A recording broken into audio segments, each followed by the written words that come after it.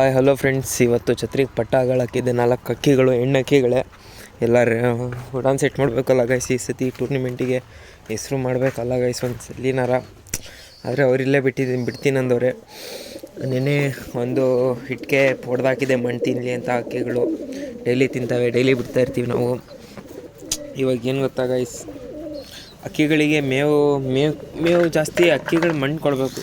ಮಣ್ಣು ಕೊಟ್ಟಂಗೆ ಅಕ್ಕಿಗಳು ಇದು ಮಣ್ಣು ತಿನ್ನಬೇಕು ಚೆನ್ನಾಗಿ. ಅವಾಗ ಜೀರ್ಣಕ್ರಿಯೆ ಚೆನ್ನಾಗಾಗುತ್ತೆ ಅವಕ್ಕೆ ನಲ್ಲಿರಲ್ಲ ಗೈಸ್. ಇವೇ ಬಿಟ್ಟರೆ ನೋಡಿರಿ ಎಷ್ಟಿದೆ. ಇಷ್ಟೇ 4 ಬಿಟ್ಟಿರೋದು ಹೆಣ್ಣಕ್ಕಿಗಳಿಗೆ.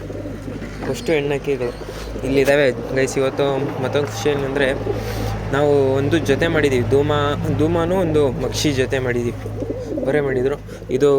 ಇದು ಬೇಡ ತೋರಿಸೋದು, ಅದಿರಲಿ. ಅದು ಮಾತ್ರ ಮೊಟ್ಟೆ ಇಕ್ಕಿದೆ. ಒಂದು ಮೊಟ್ಟೆ ಇಕ್ಕಿದೆ ಗೈಸ್.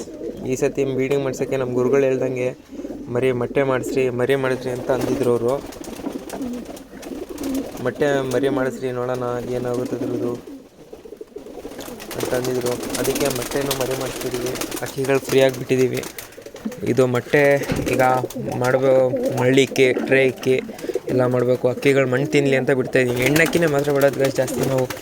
ಹೆಣ್ಣಕ್ಕಿ ಮೇನು. ಗಂಡಕ್ಕಿಗಳು ಹೆಂಗಿದ್ರು ಮಣ್ಣು ತಿನ್ನಿಸ್ತೀವಿ ನಾವು, ಗೊತ್ತು. ಇವಾಗೆಲ್ಲ ಹೆಣ್ಣಕ್ಕಿಗೆ ಹೊರಗಡೆ ಇದ್ದಾವೆ. ಇದು ಗೇರೋ ಒಂದು ಹಾಕಬೇಕು. ಗೇರೋ ಒಂದು ಬಿಟ್ಟಿದ್ದೀನಿ. ಎಲ್ಲ ಅಕ್ಕಿಗಳು ಮಣ್ಣು ತಿಂತಿದ್ದಾವೆ. ಗಂಡಕ್ಕಿಗಳು ಹೊರಗಡೆ ಬರೋಕ್ಕೆ ಕಾಯ್ತಿದ್ದಾವೆ. ಟ್ರೇ ತೊಗೊಂಬರ್ತೀನಿ ತಡೀರಿ ಗೈಸ್.